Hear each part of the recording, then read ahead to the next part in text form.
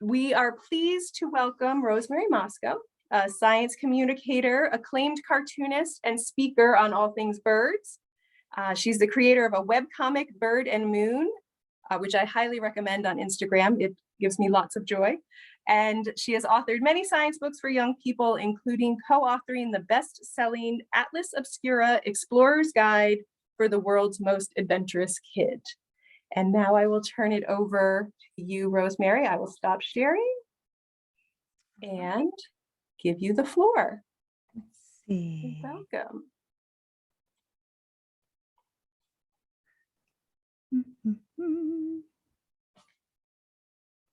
Oh, hold on. Actually, I want to make sure I have some sounds. I usually don't, but I have some sound clips in this one. So I want to make sure that I can share sounds. Okay. You should be. Hi, everybody.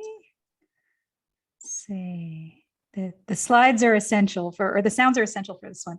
Hi, I am so excited to be here. And I'm also really excited that there is a pigeon in the audience. Hello, what a beautiful pigeon. That is, I think this is the first, well, no, this isn't the first talk where there has been a pigeon in attendance, but it's there, it doesn't happen very often. So I'm really excited. So hi, I'm Rosemary Mosco. I'm a cartoonist and a science writer, and I'm really excited to be here chatting with you today about pigeons. I realize just now that I never actually mentioned the book that all of this is based on in the talk, which is pretty typical of me. But all this stuff and more can be found in a book called A Pocket Guide to Pigeon Watching, Getting to Know the World's Most Misunderstood Bird, that is out now. So I can run and get a copy and show you later, but I utterly failed to promote myself. Okay, so I'm going to start with a question. When was the last time you really thought about pigeons? The person here with a pigeon obviously thought about it recently, but for most of us, pigeons are just sort of there, right? So they're kind of in the background. We may find them annoying. Some of us may find them boring. If you're a bird watcher, you may find they clutter up your eBird list. You know, it really depends. But I find that when you look really closely at a pigeon, you will discover that they are totally astonishing and amazing birds. So that's what we're going to do tonight. Is I'm going to have us stare really deeply into the eyes of the pigeon and learn what makes it tick. But before we do that, we're going to stare into a completely different set of eyes. So get ready. Bam. So this here is the sultry look of Nikola Tesla. He, of course, was an inventor. He was really into electricity. He was an engineer, lived from 1856 to 1943, really famous and eccentric guy. And one of the things he was really well known for was for being a bachelor. He was a lifelong bachelor, never married, or was he? Because Nikola Tesla did, in fact, fall in love at one point, and it was with a pigeon. So here's what happened. Nikola Tesla was living in New York City in various hotel rooms and feeding pigeons from his hotel balcony, which the hotel owners were not super thrilled about. And he was nursing sick pigeons back to health. And there was this one white pigeon, and he fell head over heels in love with her. And here's a quote from a biography of him by John O'Neill, where Tesla said, "I loved that pigeon. Yes, I loved that pigeon. I loved her as a man loves a woman, and she loved me. When she was ill, I knew and understood. She came to my room and I stayed beside her for days. I nursed her back to health. That pigeon was the joy of my life. If she needed me, nothing else mattered. As long as I had her, there was purpose in my life. And when she passed away, he felt all purpose leave him. And also there was something about she shot laser beams out of her eyes. And anyway, it was a whole thing. So with this talk, I am hoping to encourage you to fall in love with pigeons, or at the very least, fall in vague interest with pigeons. Maybe don't go as far as Tesla. But first, before we can talk about pigeons, what do I mean when I say pigeon? So pigeons belong to a scientific family called Columbidae. That comes from a Latin word for pigeon or dove. And it's a really incredible family with lots and lots of amazing members, some of whom you've certainly heard of. So maybe the most famous member of the pigeon family is the dodo bird. So if you look kind of closely at this relatively new reconstruction of the dodo bird, you can kind of see it's sort of got a pigeon-y kind of look. It's got those feet for walking, and it's got that kind of pigeon-y head. And then less famously, the Rodriguez solitaire, which was also driven to extinction, was also a giant pigeon. And there are lots of really cool living pigeon species, like on the left, probably my favorite, the Nicobar pigeon, which is just this iridescent rainbow from head to toe, just spectacularly beautiful bird. It walks around on the ground with those cool pink toes and yellow toenails, eating the poop of other doves that are eating seeds that they find hard to digest. So it kind of is able to digest them. So beautiful and functional. And then on the right, the Mindanao bleeding heart dove. So bleeding heart doves are so cool because they look like something shot them in the heart. And this is absolutely just the way their feathers look. It's so neat. It's like a display thing. I don't know why it is, but I think it's really cool. Now, you may have noticed something, which is that there is a pigeon and a dove here, and they're both members of the same family. So what's the difference between a pigeon and a dove? Well, when you think about the word dove, what do you think? If you're like me, before I really started to do a lot of this research, you probably think, oh, a dove.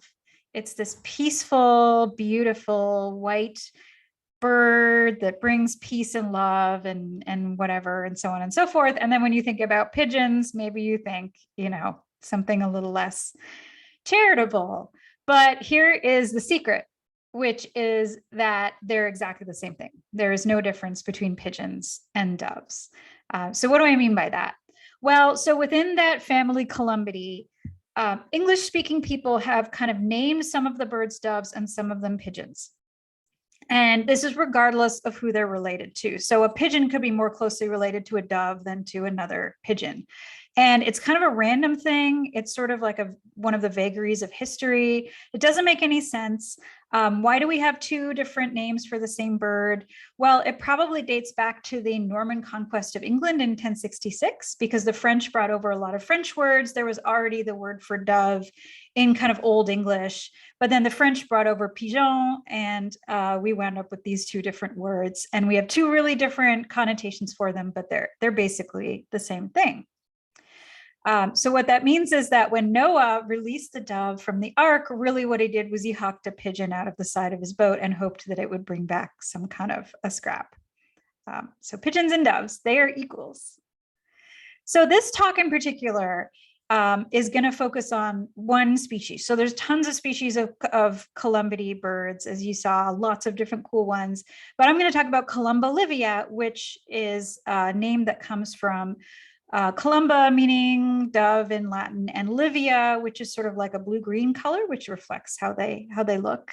And this is a bird with lots of different names. So it's known as the feral pigeon, the rock dove, the rat with wings, the rock pigeon, the common pigeon, hey you, get off my balcony, and maybe some less savory words. And for simplicity's sake in this talk, I'm just going to call it the pigeon, but be aware that when I say that, I am insulting hundreds and hundreds of other really cool pigeon species. So there's lots of different pigeons, but people just know these as pigeons. So pigeons are doves, but I would also argue that they are puppies, which may be a little more controversial, but let me explain. Also, it was really hard for me to draw this puppy because I can draw pigeons, but puppies do not come naturally to me. So when you see a pack of stray dogs, you know that all those stray dogs are feral animals. They were once domestic, they've now escaped, now they're running around and they're living in your city. And they were domesticated by humans thousands and thousands of years ago. It's this really, really long-standing relationship.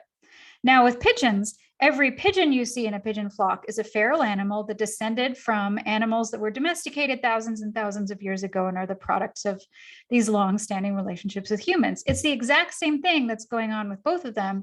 It's just that with one of them, we forgot what happened. So that explains why when you see a pack of stray dogs or a flock of feral pigeons, they come in all sorts of different colors. It's because they're a mix of different breeds and produce mutts, these beautiful, beautiful different mutts. And I think that is like just so, so, so cool. And it's so wild how we've forgotten about one of these species, but not the other. And the histories of pigeons and people are super, super, super linked, which is why I'm going to talk a little bit now about some of that pigeon people history. So our relationship with Columbolivia pigeon is really old. It stretches way back before written history, which made my book writing kind of challenging because there was no point at which I could say, okay, domestication occurred, because there was just no written word there.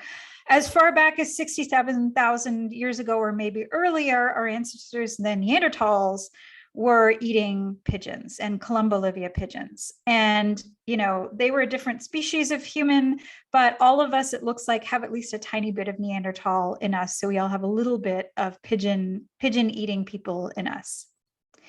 And those wild pigeons lived in an area that's roughly shown by this map. This is kind of a messy map. It's from Wikipedia. It's really hard to draw lines on where pigeons actually used to live because we don't know. If there are any wild ones left. And geneticists are kind of trying to pick that out. And it's been thousands of years. But this is roughly where they lived. We know they lived roughly bits of Europe, Northern Africa, the Middle East, parts of Asia. You can see there's a tiny bit of red on the north coast of Scotland and UK. And some people think that those birds are pretty close to wild. But then something happened.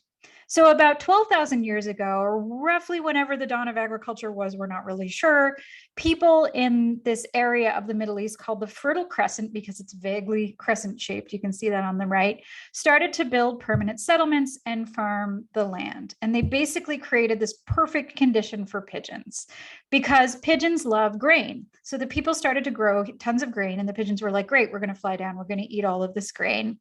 And so they ate the spilled grain and then they started to hang out on the houses of these people and nest, and they found that a nice, safe place to be. So what happened next? Was there a moment where a human put out their hand and a pigeon landed and their eyes met and they had this mutual understanding and connection? And that was it. It was like a black stallion moment. Sadly, there wasn't, even though I would love to see that movie, because domestication is really messy and complicated. And it probably happened lots of different times in lots of different places for, different reasons. So we can't point to one particular time. And this is when, I don't know if I can make, okay. So I was supposed to make a record scratch sound because, hold up, why did we domesticate pigeons? I think it's probably going to play it again. Yep, okay. Double record scratch. So why did we domesticate pigeons? Because if you look at a cow, for example, many of you might be vegetarians, but you can kind of imagine, okay, you look at this and you think, well, we can get milk or meat or hide from this animal. From chickens, we can get eggs and meat. From dogs, we can get guardians or, guarding or companionship. And from cats, we can improve our dexterity by catching the things that they knock off of various surfaces. But if you look at a pigeon, can't ride that thing. What are you going to do with that? And the answer is kind of complicated. So pigeons, it turns out, have a zillion different uses. They're secretly incredibly, incredibly useful. I like to think of them as the Swift's Army knife of birds if one of the tools in your arsenal was poop, because that's one of the main reasons that pigeons were domesticated. So you can fertilize crops with pigeon poop. And if you have tons and tons and tons of pigeons in one kind of big building, you can dig up a whole bunch of poops, put them on your crops. And if you're in an area where the soil isn't super fertile, it's kind of nutrient poor, this stuff is just gold. People in the Middle East used it to grow cucumbers and melons and all kinds of other crops. And it's also useful for leather working. And it contains saltpeter, which is an ingredient in gunpowder. So it's super, super, super useful stuff. Also, and I apologize to the pigeon fans, but one of the reasons they were domesticated was that they were eaten. This is an image of a pigeon pie. So in Europe and North America, we don't really eat pigeons anymore. But up until really, really, really recently, people ate tons of pigeons. And in fact, in some cases, they are still being eaten all over the world today. So they were domesticated as sort of a game bird. But that's really just the tip of the pigeon iceberg, because pigeons can be so much more. They can be pets. I'll talk a little bit more about that later. They can carry messages.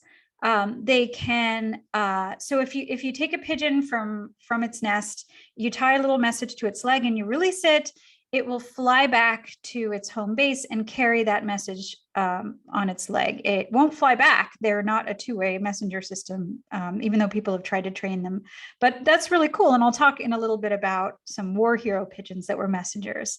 You can race them so you can carry them really far away and time how long it takes them to get back.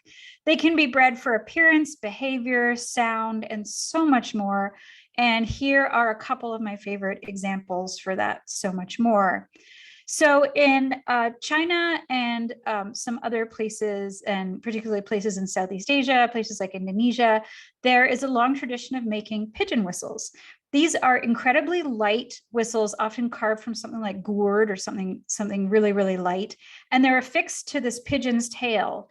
And then when the pigeon flies, the wind whistles over these whistles and makes this incredible and kind of eerie sound. And I think that's so cool. And it's purely aesthetic. So I'm going to play a video for you now of pigeon whistles. And this is from someone on the ground filming. It can be a little hard to hear, but just listen for sort of an eerie sort of whistling sound.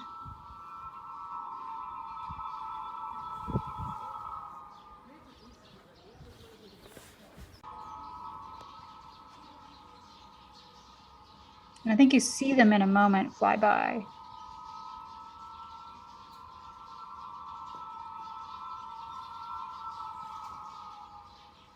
So that's pigeon whistles. It's so incredible. And you know, if you're ever bored, go online and look at all of the carvings of pigeon whistles, because they're just art. Here's another example of a use for pigeons. So back in 1904, this fellow named Julius Neubronner figured out that you could make really, really light cameras and attach them to pigeons. Like these were like aluminum cameras. They're really bulky to us, but they were light enough for a pigeon to fly up in the air and then take these kind of GoPro style photos. And I get a big kick out of it because I like this aerial image that I have kind of in the top here, and you can see the wings of the pigeon. Normally you can't see that, but he would, people would give him a little bit of money and he'd fly the pigeons up in the air and take some cool photos. So pigeons are really useful, but that's only really part of why they were domesticated, because lots of animals seem like they would be really, really useful if they were domesticated, but they aren't, because they're maybe a little bit dangerous. And I love, this is one of the earliest examples of kind of photoshopping. Teddy Roosevelt photoshopped to look like he's riding a bull moose. You don't want to get this close to a moose. I mean, I would love to have a domesticated herd of moose, but it would be really challenging to have. And pigeons, on the other hand, were just very domesticable. So they eat pretty cheap food. That's not an excuse to, avoid your pet pigeon's nutrition, but they will eat grains and legumes, and, they won't eat like a porterhead steak or something like that. They don't migrate. So that's really useful if you want to, sorry, I don't know what that is there. That's not really useful if you want to have an animal that sticks around all the time. And they have lots and lots of babies. Now, not as many babies as maybe a chicken, but they can have roughly 13 or so babies per year.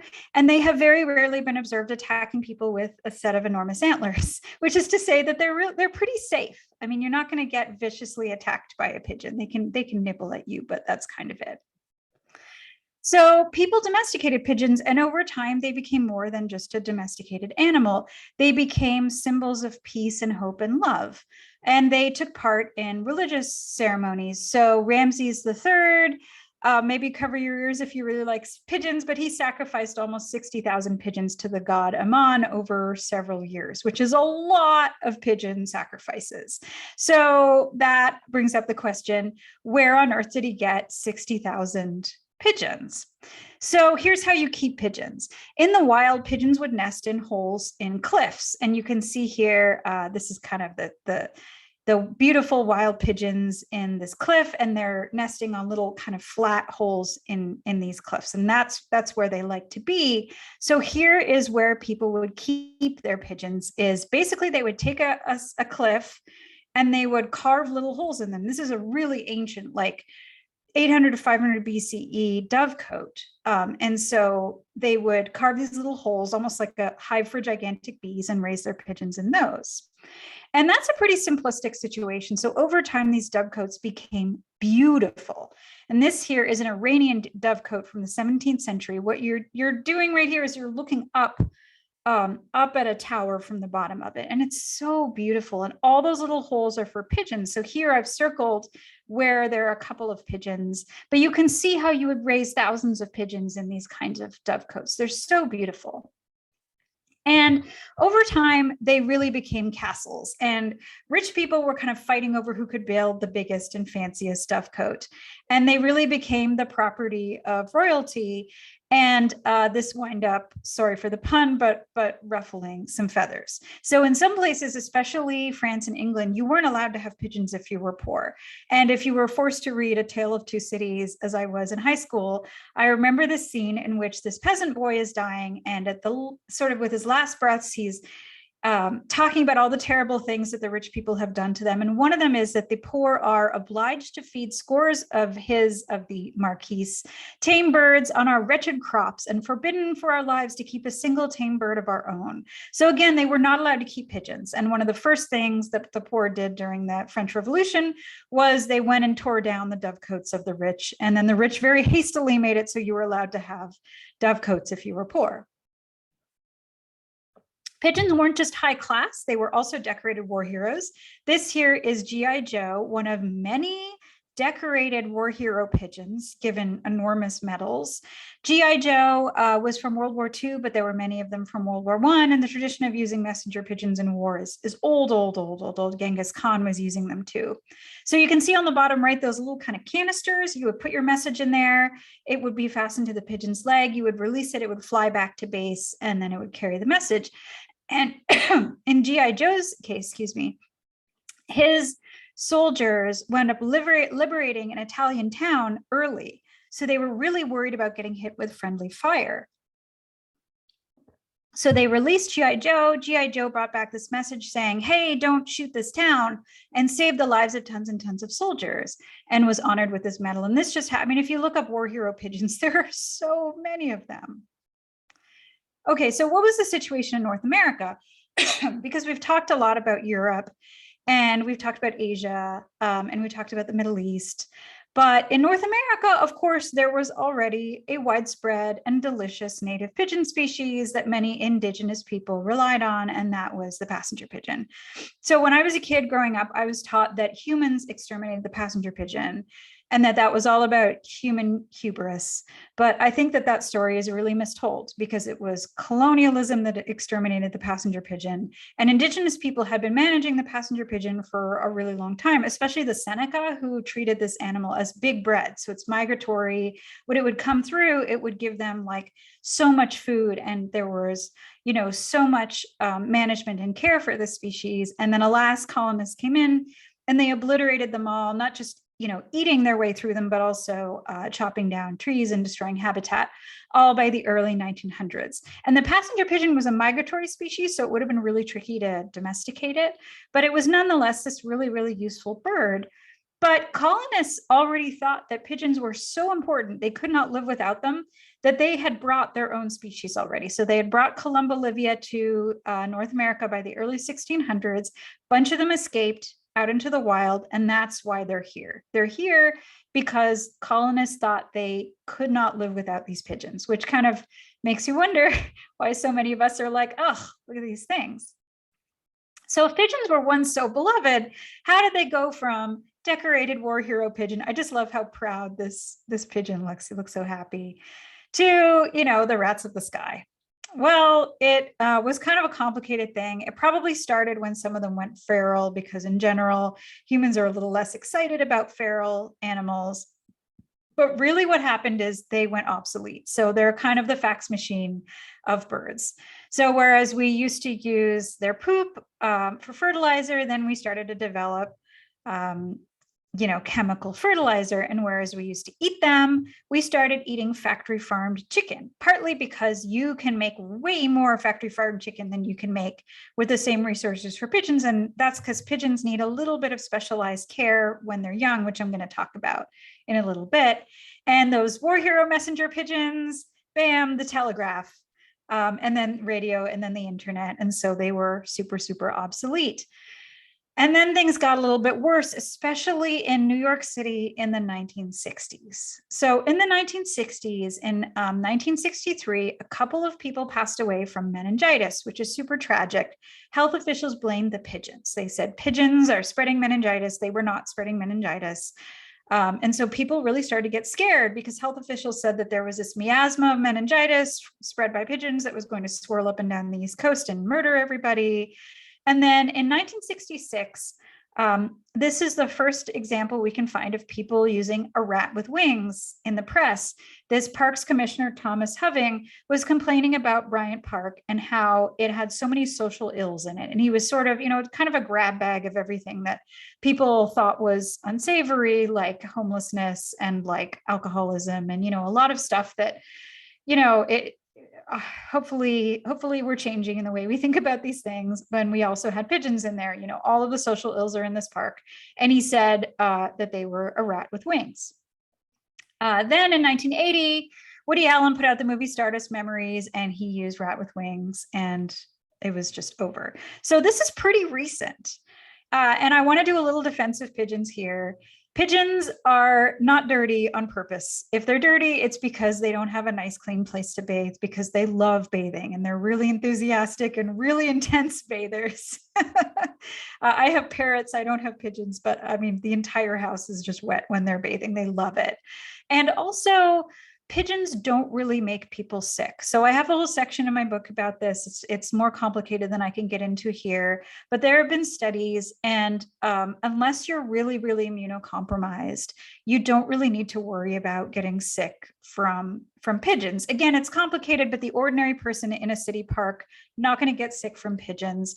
And part of this is because pigeons are birds and we are mammals, and there's not a ton of diseases that can cross. I mean, there are obviously some bird flu, for example. Pigeons don't seem to carry bird flu for whatever reason, but for the most part, they're not going to get you sick. You can't get rabies from a pigeon. You can get rabies from a lot of mammals. So you don't need to worry too much. So this pigeon hate is really just a few decades old, and it's because we've forgotten where pigeons came from. So let's take a little side trip to the land of the purebred pigeon and look at the purebred ancestors of some of these pigeons. So I know some of these are going to seem a little weird, but definitely think about Chihuahuas and hairless dogs and Great Danes and, poodles and some of the otter dog breeds, because we're familiar with those, but we're not as familiar with some of these wacky ones here. So there are all different kinds of fancy pigeons or purebred pigeons. And maybe the most familiar is the homing breeds. They're bred to fly home as fast as they can. They don't look all that different from, what you would think of as a typical pigeon. They go over 60 miles an hour. They can fly for hundreds of miles. Sometimes you'll find a pigeon amongst the other pigeons that just looks a little fancier. It's got bands around its feet. It looks a little more svelte, sometimes chunkier wing muscles, and that may be an escaped a lost homing pigeon that needs to be rescued and needs some help. And then there's utility breeds. And that is a euphemism if I ever heard one, because these are not birds that are useful tools or something. They're bred for food. So this is the American giant runt. It is 4 times heavier than most other pigeons. You can see one at the bottom there in someone's lap. That's a pet pigeon there. They're big, big, big. And they were initially bred for meat, although now a lot of them are bred, for show or for pets. And then there are the ornamental breeds. And this is where things get really extreme, because any trait that a pigeon has, there is a breed that takes it to, the nth level. So, okay, so let's get extreme. So do you like pigeon beaks? If you like beaks, you might enjoy the Scandaroon, which has this sort of huge, weird, droopy beak. If you do not like pigeon beaks and you wish your pigeon had less of a beak, then you want an African owl. These birds have some trouble feeding their young. They just have these, the goal with an African owl is, or an owl pigeon, is to have a head that is just kind of a sphere. Do you like foot feathers? In that case, you may enjoy looking at a Saxon fairy swallow. This is a bird that has genes that are normally expressed in the wing being expressed in the leg. So it's basically growing leg wings, which is mind-blowing to me. You'll also notice this bird has kind of a cool eye color, and I'm going to talk a little bit about different eye colors in a bit. What about puffy necks? Do you like a pigeon's puffy neck? Well, if so, maybe one of the powders is for you. I mean, that is a wild looking bird there. It's also bred to really accentuate that poutiness because it's bred to be as upright as possible to the extent where you can see its knees because it's standing so upright. Do you like the shiny bit on a pigeon's neck? I know I do because that's my favorite part. And that's why the Archangel is my favorite pigeon breed, because it takes that shininess, spreads it all over its entire body. It's so gorgeous. I mean, just sometimes when I'm sad, I look up pictures of Archangel pigeons. They're so pretty. Do you hate the shiny bit on a pigeon's neck for some reason? Well, then maybe you want a Romanian naked neck tumbler, which has no feathers on its neck. I don't know why you would do this, but that is something people have accomplished. So fancy pigeons really are basically purebred dogs. I mean, this is a frillback. It looks an awful lot like this poodle, or, if you're not a dog person, maybe a little bit like cats. And this bird on the left is a Jacobin pigeon. They were favorites of Queen Victoria. And I mean, you can kind of see it, right? Like just this fancy feather boa pigeon. And because of this ancestry, feral pigeons are so gorgeous because they're a mix of all of these different breeds. So top left is what they would have sort of looked like in the wild, but on the bottom, you see a few different examples. You've got red birds and gray birds, brown birds, white birds. The eye color is different too. So in the eye color on the right, where it's all dark, the pigment in front of the eye is missing, so you just see the dark back of the eye. The one on the left has kind of a pearly eye. The bills are different colors from pink to black. There's just so much cool variety that you can find.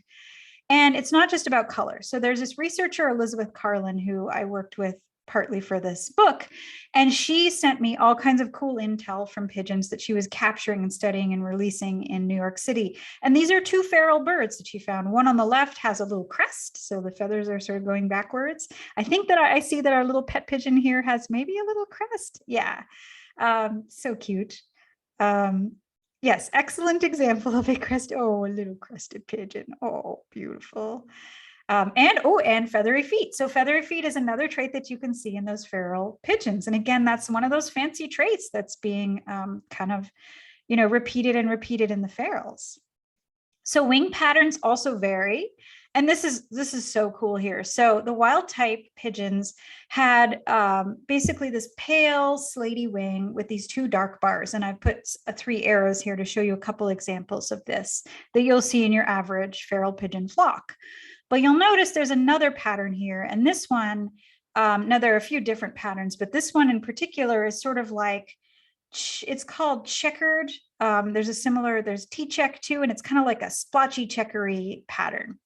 Now that pattern is because at some point in the past, humans took a totally different pigeon species called the African speckled pigeon, interbred it with columbolivia to make something. We don't know who did this. We don't know why they did it, but this decision that people made is extremely visible in all of our city pigeons. And in fact, birds like this seem to do a little bit better in some kind of urban situations. It's so cool.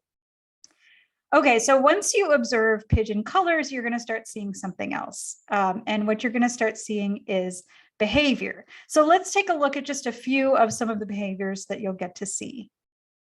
So let's talk about the sounds that you'll hear. So this here is that I'm about to play for you is the display coo. So there are 2 different kinds of coos that a pigeon makes. This is the sound that a male pigeon makes when he's bobbing up and down and dancing and showing off and saying, hey, let's make a nest. And female pigeons will also make this sound too. And it's more kind of the typical coo sound that you'll hear. So to me, it sounds like a pigeon going like, whoop, I can't do it super well. And it's like a rising and falling. So let's hear this display coo.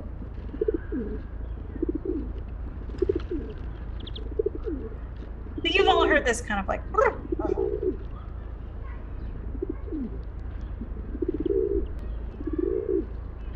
kind of vary a little bit. But there's another sound that first time I heard this, I was in an apartment in New York and I heard this outside my window and I thought, there is a man out there making a really weird noise. I hope he's okay. So pigeons will make what's called an advertising coo. And that's the male saying, hey, I found this really cool spot. Why don't we build a nest here? And also the females will do it as well when they're in the nest. Sometimes it's a little kind of a bonding thing. There's not a trill there. It's just a guy going, ooh. So here's what it sounds like.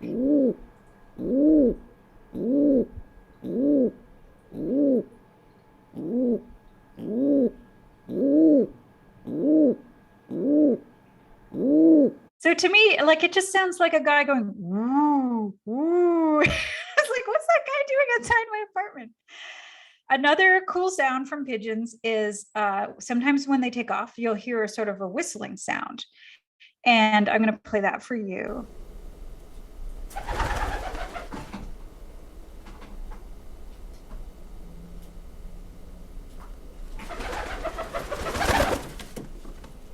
So you've probably heard that sound before. I used to think it was because pigeons were bad at flying, but I was wrong because pigeons appear to have something, this sort of like rippling structural situation going on in one of their flight feathers that is designed to make that whistle when they take off. So scientists figured this out because they took hairspray and they took pigeons and they put a tiny bit of hairspray on that one part of the wing and the whistling stopped. Then they washed off the hairspray and the whistling started again. So why do they purposefully make this whistle? Well, we don't totally know with our city pigeons, but we know that in another dove species, if you play that sound, all the birds will take off into the air. So we think it has something to do with pigeons telling each other, okay, we've got to take off now. This is getting scary. What about drinking? Well, you're probably familiar with your songbirds doing that thing where they dip their bill into the water and they tip their head back and they roll the water down their throat. Pigeons don't do that. They have suction that they're able to create in their mouths. They're basically living straws. And they are able to stick their head in the water and just slurp up the water without tipping their head back, which I think is just really cool. Another thing you'll observe, this is one of my favorite things. So often when you're walking around and looking at, birds on a sunny day, you'll come across one that looks like it's dead. And I've had this experience so many times where I've thought, oh my goodness, I need to go rescue this bird. And I'll walk over and the bird just kind of looks at me like, this is very rude. Leave me alone. I was having a good day. So birds will they'll lie in the sun like they're dead. We don't know why they do it. It might have to do with parasite removal, with warming up the natural oils they use to preen. Maybe it gives them vitamin D. No one's really sure, but they love it. And pigeons and doves do it in a particular way. So they stick up an arm and they kind of roll over a little bit. And that's how they sun. And I think I don't know why they like to get their armpits nice and sunny, but that's how they do it. Okay, moving around. So one thing that we all know is that pigeons bob their heads back and forth when they walk, right? No. So you've all been lied to by the big pigeon. This little clip here is from when I was growing up. Bert from Sesame Street was all about the pigeon, and he had this one skit where he would teach you how to do the pigeon, and you can see he's doing this kind of head back and forth thing. But what pigeons are doing, this is all an illusion. Pigeons move their heads forward, and then they look around, and then their body, basically they move their head forward, and their body like catches up with that. So whereas we just sort of keep our eyes a few steps ahead when we're walking, pigeons have a long flexible neck. So they'll just stick their head forward, look around, and then bring their body up to meet it. So I'm going to show you this video here of a slow motion pigeon walk. And, hopefully you'll be able to see it. It's a little tricky because the camera's moving too. But head moves forward, body catches up, head moves forward, body catches up. And you can kind of see with the background, again, he's sort of moving, the guy filming, but the head really isn't moving back because why would a bird pull its head back? Its body is just meeting it. So that's a fun trivia thing if you're at a party and people are really bored and they want to hear your pigeon facts. Pigeons also ride the subway. I've seen this happen. It happens all over the world. If you've seen it, you're not seeing things. It's real. They don't ride the subway because they want to get somewhere. So there's this, the big question is, do they know where they're going? They probably do because they sort of have a good sense of navigation, but they don't really know how to, find their way there. To a pigeon, a subway is a warm, toasty box full of seeds and nice humans. And that's exactly the kind of place where they want to be. And when they're ready to go home, they'll walk outside like this pigeon and they'll fly home. And I think that we can solve sort of this problem here by putting teeny tiny subway maps roughly at pigeon eye level, or maybe little brochures with subway maps. And that way the pigeons can find their way home instead of, having to fly home, which is huge inconvenience for our pigeons. Okay, love. So this is something that often surprises people. Pigeons mate for life, and they are weirdly faithful to their partners. So a lot of birds, have a partner, but then they'll kind of, go on a lot of other dates. But pigeons are pretty darn faithful. They will stick together for as long as, their partner survives.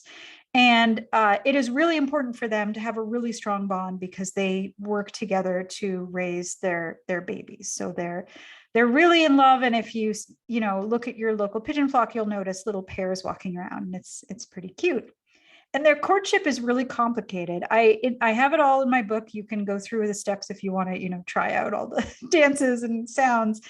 But it involves, a period of mutual preening and then kissing.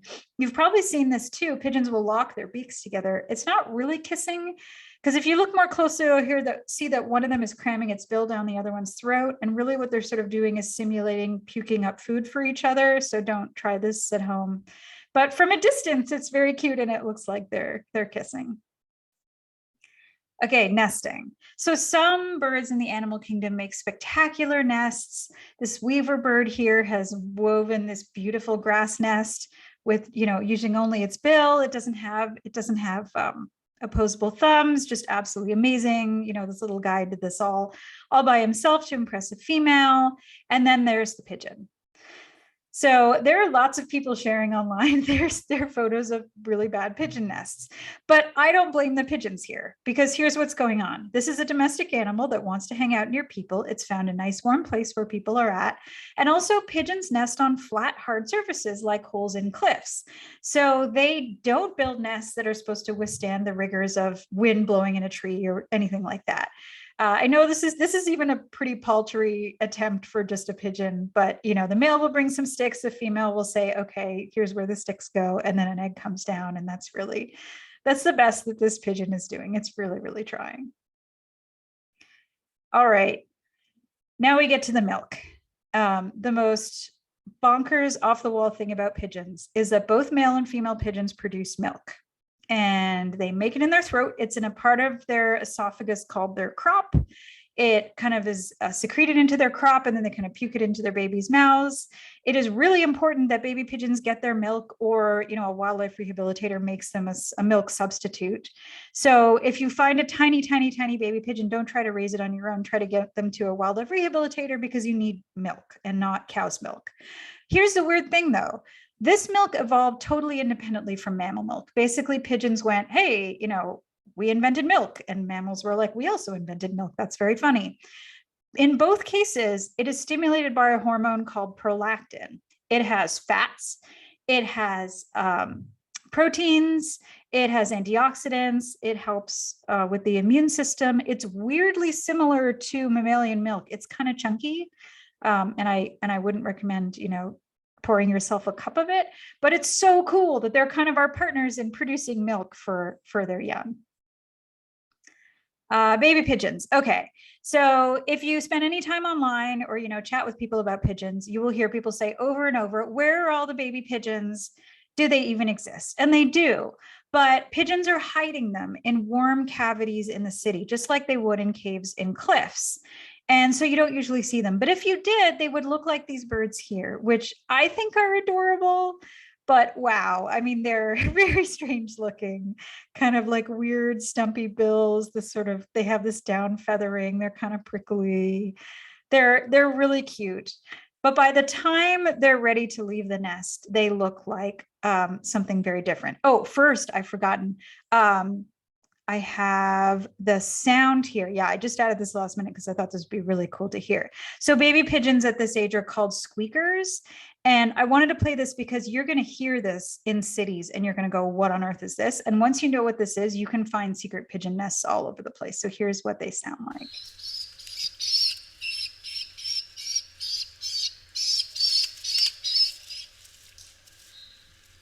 So it's nothing like an adult pigeon. It's like a high-pitched whistle. So if you hear that, you have found a secret pigeon nest. And I think that's really cool. Here's what they look like when they're ready to leave the nest. And you've probably seen these birds, so I'll tell you how to tell the young ones from the older ones. There's that lump over a pigeon's bill. We don't really know why it has that. It's called the sear, the kind of lumpy thing. It's smaller and it's sort of paler in the juveniles, giving their beak kind of a longer sort of look. Their eyes aren't going to be that bright orange. They're going to be more kind of a gray or like a yellow or something more kind of washed out. Again, this is tricky if they have an all dark eye. They don't have as much iridescence, and their feathers are also kind of tinged with or edged with kind of a pale coloration. So that's how you can tell one of these younger guys from the older ones, but otherwise they're basically the same size.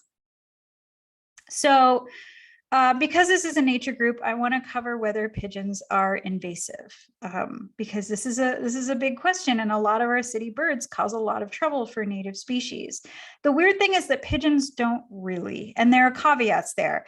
In the Galapagos they were all completely removed because there was a fear that they would spread disease to the native and super endangered Galapagos dove. So there are times when they can become a problem. They can poop on statues and so on and so forth.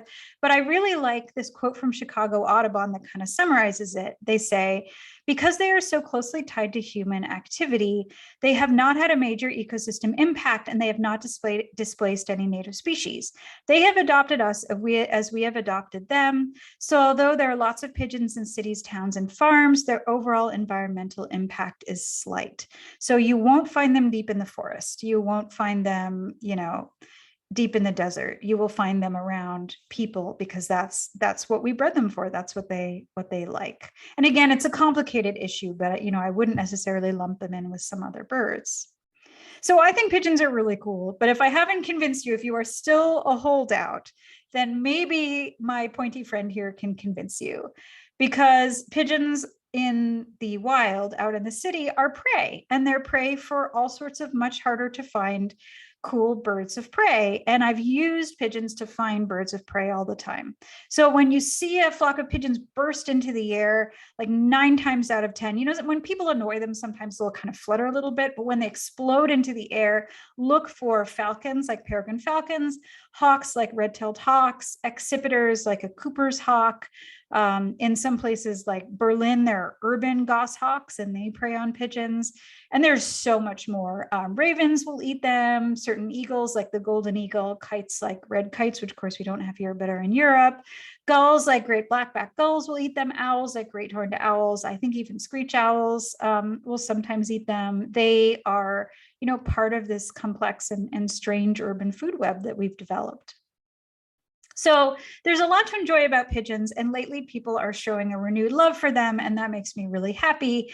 And my interest in pigeons is partly personal. So one of the reasons I really care about them is because of my dad. So here's my dad on the left at a bird sanctuary, looking very happy around birds, but he was not always like that.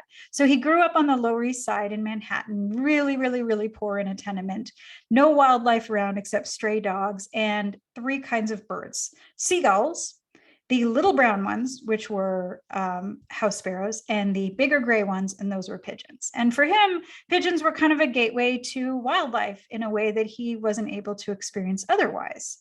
And, more and more and more of us are living in cities. And so pigeons are kind of a symbol of that urbanity. So the New York Board of Elections has created this pigeon mascot you can see on the right. And then they kind of have like an early bird rooster pigeon thing going on. They named it, I don't remember what they wound up, was it Ellis or something like that? They wound up giving it a name. They had a contest.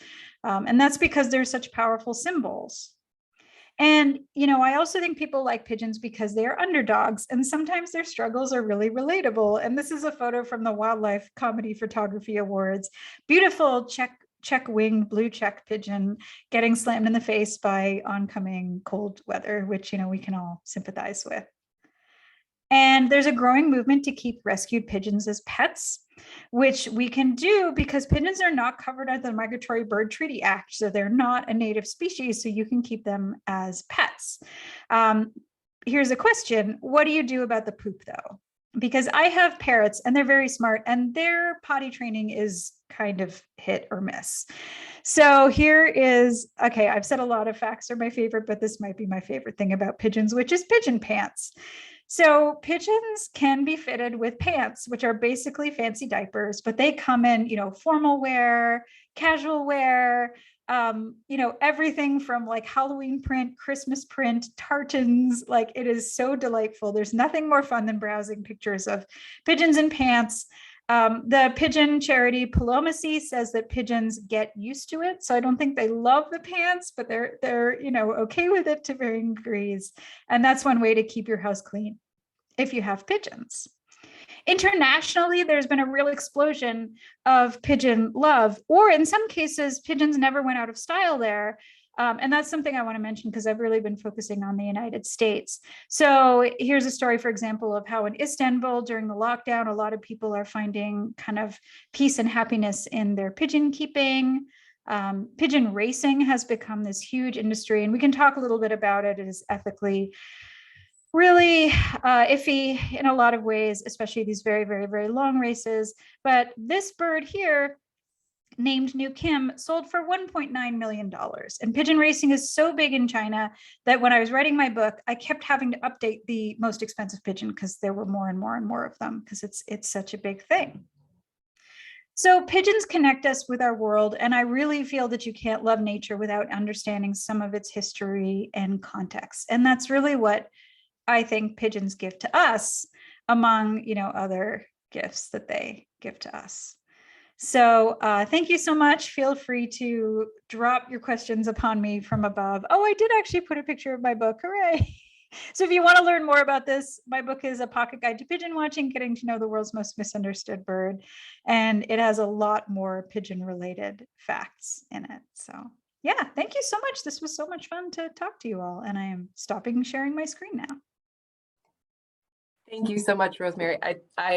I definitely have a new appreciation for pigeons. My neighbor has a big barn that they're always sitting on the top and you know, making lots of noise, and yeah, so I'm gonna watch them a little more closely now. Yay. We did have one question when you were talking about the pigeons, you know, whether or not they were an invasive species, and the question is, do pigeons displace small owls, for example, in rural barns, or like you mentioned, they can be food for owls, but do they displace any other animals? Oh, that's really interesting. So not as far as I could find, because they really are, I mean, it's a complicated question because if a wild animal is living in a city space and then a pigeon takes over, then what does that mean in terms of natural displacement? Like it's complicated, but pigeons, I mean, they will sort of defend their territory, but I feel like if an owl is there, it will either scare the pigeons away or they'll have some kind of uneasy peace. So I've seen peregrine falcons nesting on buildings where pigeons are also hanging out. I think that the peregrines kind of have a rule where they don't necessarily feed on the pigeons that are right close to them. Just, you know, they kind of keep them in case of an emergency. But I mean, if someone finds out more about that, I would love to hear it. I wasn't aware of anything because they're so docile, of them kind of pushing around any native species. They have such specific requirements. Yeah, interesting. Yeah, and I mean, we're a relatively small group, so if anybody has questions, feel free to take yourself off mute and ask away. And thank you, Nancy, for that link in the chat about the pigeon rescue. Yeah, that's good to know. Like, I know there's Great Lakes Pigeon Rescue and there's Palomacy and there's a few, but they're all over the place in terms of you really have to find one near you. Oh, I follow like several pigeons on Instagram at this point. It's so great. I follow Cricket, and I follow Winter the giant runt, and I follow, oh my goodness, I follow so many different ones. So Rhea is a lucerne pigeon. There's a few people I follow who have lucerne pigeons. There's a whole Instagram pigeon world. There really is. There are so many pigeon Instagrams going out there right now. Her breeder has a pigeon Instagram that has somewhere around like 5,000 followers, 10,000 followers, something crazy. Wait, who's her breeder? I might already follow them. Yeah, her Instagram handle is @pigeonkeeping. Yes, I think I heard. Yeah. So that's where Ray is from. Oh, cute. Yeah. See, this is a whole world of like pigeons. It's really, it's cool that it's being kind of reborn, this like pigeon keeping thing. I so wish I could have pigeons, but my tiny apartment and 2 pre-existing parrots would probably get in the way. Yeah. Oh, well, she's beautiful. Thank you for sharing her with us. Thank you for like doing this. This is really cool. Any other pigeon related questions?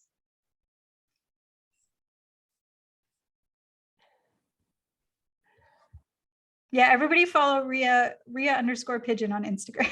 Yeah, exactly. Well, I guess actually I have a pigeon question for Cameron, since she has a pigeon. What drew you to adopting a pigeon? Yeah, that's a very common question I get.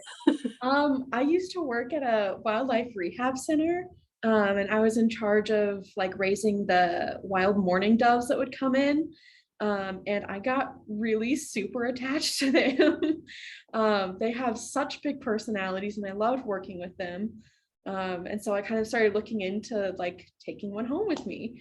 But since they're, a native species, can't keep them as pets. And so pigeons were kind of like that next step. And I did some research, and there are already a lot of people that keep pigeons as pets. And it turns out that they're really great as pets.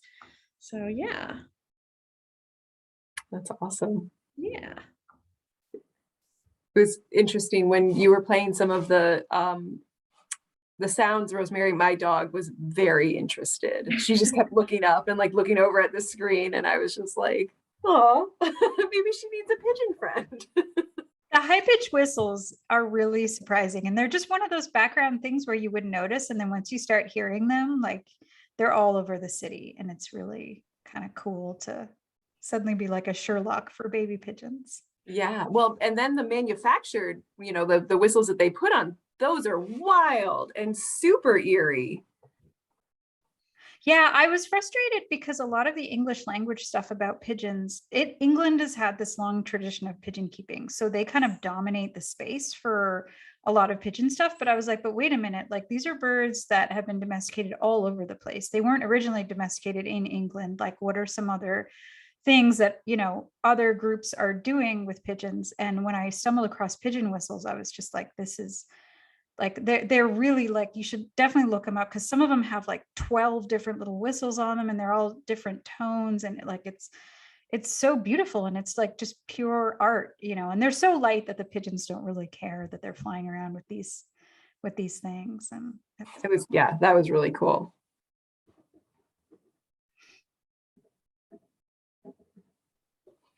Well, if there's anything that I didn't get to, please, email me, and I'm happy to answer. I can take tough questions too, because I don't mind, like, aren't they gross? Just don't ask me what they taste like, because people keep asking me that. I have not eaten pigeons. So I don't know. Oh, how long do they live in captivity? Okay, so maybe Cameron can answer this better, but I've heard it can be up to 20 to 25 years. In the wild, it's maybe sometimes 2 to 5. Yeah. There's a pigeon on Instagram actually that's 28 years old right now. And that's the oldest one that I've heard of. Ray is a little under 2 right now, but I'm hoping she'll live at least 15 years. So yeah. Oh yeah, she looks like she's being really well cared for. So. She's pretty lazily just sleeping in her little nest right now. So Yeah, so they can go for pretty long, but unfortunately in the city, they don't tend to make it that long. And I don't know how long they would have lived back in the wild, because I don't know what that would even look like. So there was a researcher, like I think I mentioned this, in Scotland, who I was talking to, who's pretty convinced that his pigeons are kind of as pure as you can get, but it's sort of a question of gradation, because it's like, at what point are they too domestic to not be a pure wild bird? Like, it's sort of a weird question. And we've spread them in so many places that there's always kind of this, introgression of domestic stock. So it's needed, sort of like what the problem they're having with the Scottish wildcat, where they're breeding with, feral cats and stuff, except I think they're not even the same species. Did you travel around a lot to research your book, or? Nope. I wrote it all during the pandemic and a little bit before. So by the time I was ready to travel around, I was actually going to go to New York and meet up with Elizabeth Carlin, the pigeon researcher, and go. So she doesn't do this anymore. She's moved on to a different job, but she would carry this giant net cannon around, and she would go to like random places in like the Bronx and put down some seed and then fire a net cannon, and a net would land on the flock. And she would run over and pick up all the birds that were caught in the net, put bands on them, measure them, and then release them, like basically doing bird banding. And I really wanted to see that, because that sounded hilarious.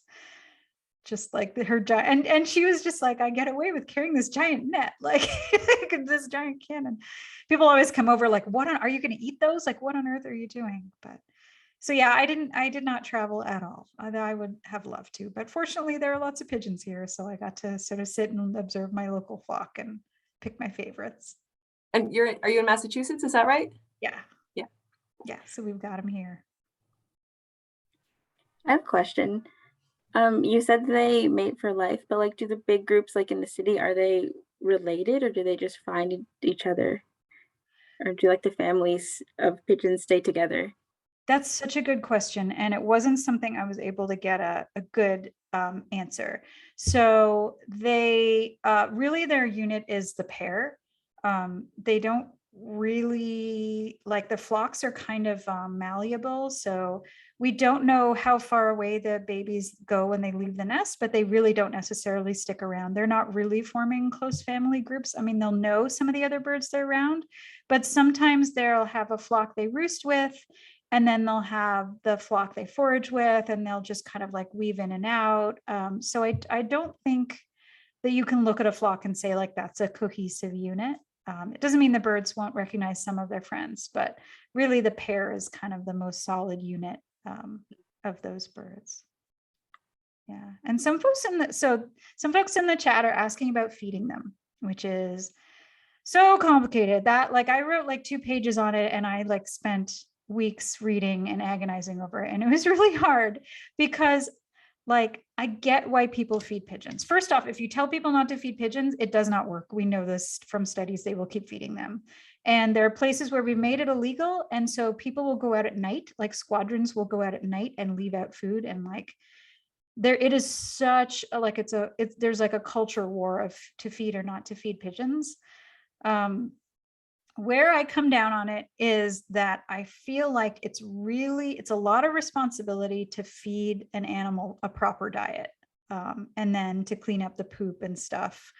I think that they're really complicated, because it's not like deer or raccoons.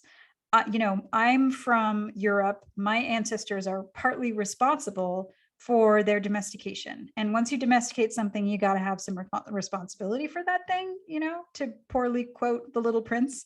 So like, I think we need to treat them with respect and care, but I would argue that there are other ways that you can do that might be more beneficial, because the more you feed pigeons, the more babies they have. That's the main restriction on how many you'll get, is food. So feed them too much, they might overcrowd and spread disease and stuff. And there's so much else you can do. You can work for, bird rehabilitator. You can try to take like netting down that they'll get caught in. There's so much more. So that's where I come down on. but I get it. And it's really complicated. And yeah, if you are going to feed them, they like legumes and grains. You know, they are actually picky. It's just they get hungry, so they'll eat anything. But I would lean against doing it. Could one plant things in their gardens that they would be more attracted to, or is it just more like farm field is their preference?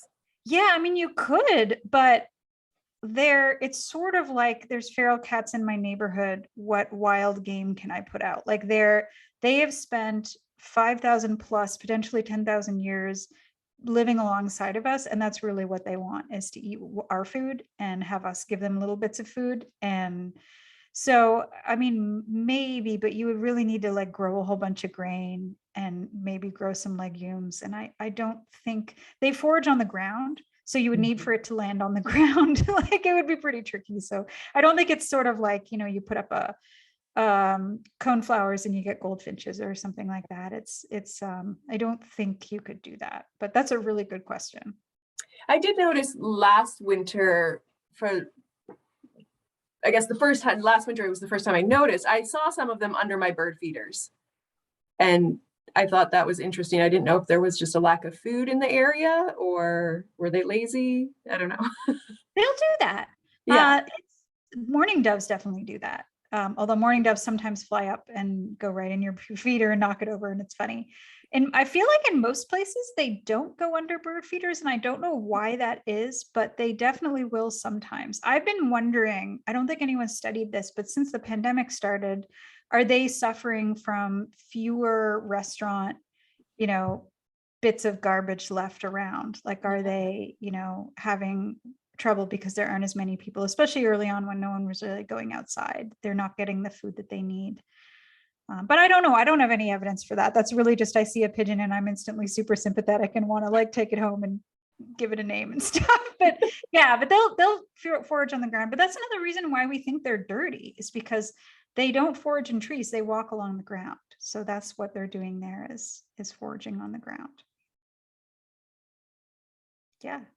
So interesting. Well, any other questions? We still have a few minutes, but I feel like questions will come to me later, or like the next time I'm out and I see one. But just thank you so much. I've definitely learned a lot, and I'm looking forward to getting your book. We will share a link to your book when we send out our follow-up email. And thank you. Yeah. It's very, here. I have one right here. I can show you all that it is very stocking size.